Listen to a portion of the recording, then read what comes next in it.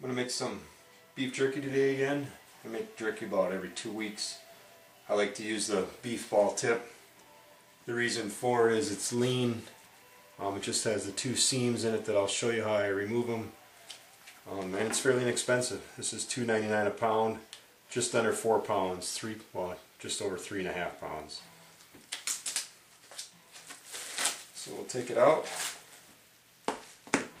You can get a look at it here. You can see how the grain, or how that seams are in there like that. But when I remove them, just use the tip of your knife, and then just let the tip of your knife ride right along that seam. If you start using the shank part of your knife, you're going to cut more into it and you're going to be wasting more product.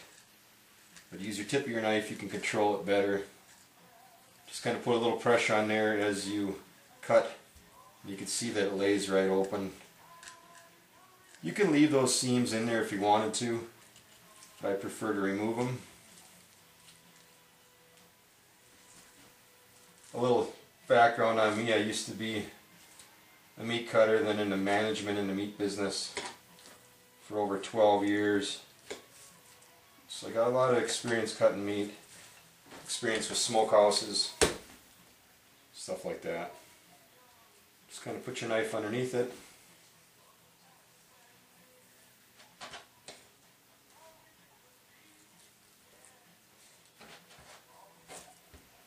Here's one piece nice and cleaned up.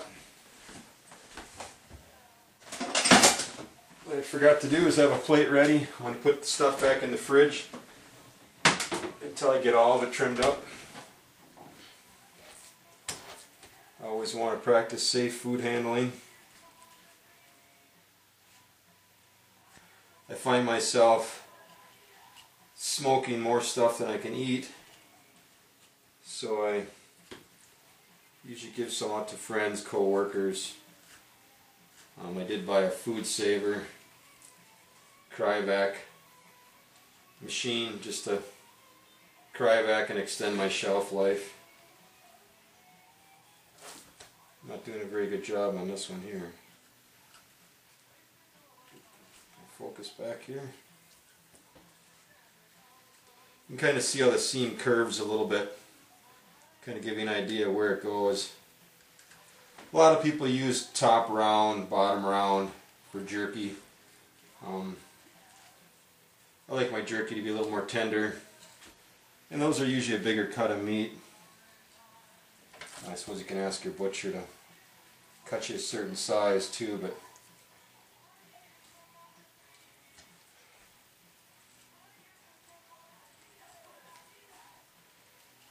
I generally don't ask the grocery store where I got my meat to cut it for jerky, because I used to always hate it when people did that to me. So I just do it at home.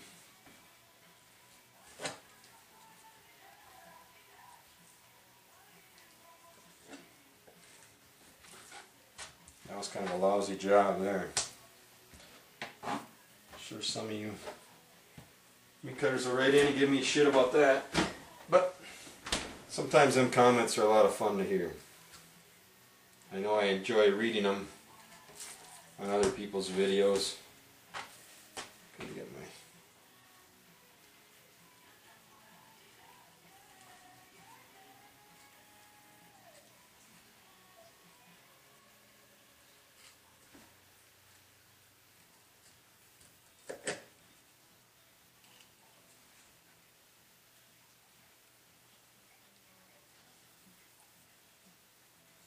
kind of just let the knife ride right along that seam.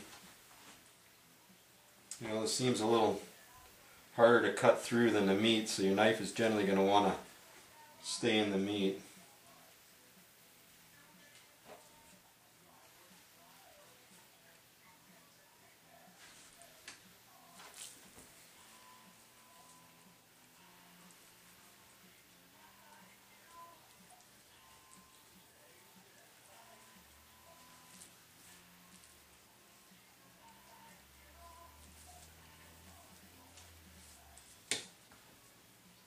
Take it out like so. Some of these other pieces like this, generally just scrape the meat fat off it, and then I will just throw that on the Traeger. It's kind of like a jerky chunk, not necessarily a slice. Some people get all shook up about uniform pieces of jerky. I don't. I don't care if it's a 1 bite or 3 bite piece of jerky, I don't care. That is the advantage to using the bottom round or the top round. A little more uniform in shape. But I think this ball tip has a lot better flavor. It comes in the sirloin family. It's also really close to the same cut of meat as the sirloin tip.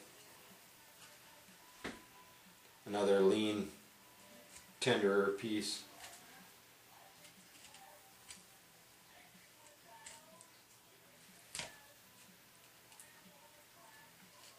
The other little secret that I do with my knives is I double sharpen the tips so they're sharp on both, you know, the back side also. Really helps for just pushing it through the meat like that.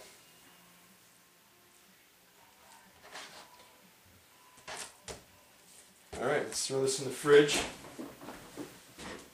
One thing I want to do is see if I really wasted a lot. I'll keep that, that's garbage. I'll keep this piece here for jerky. See if I can get a little more meat off of here where I did kind of a lousy job.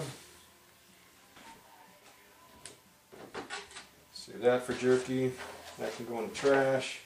You can see I did a pretty good job on that seam. Not much waste at all. But I am going to go for it and get a little more meat off here.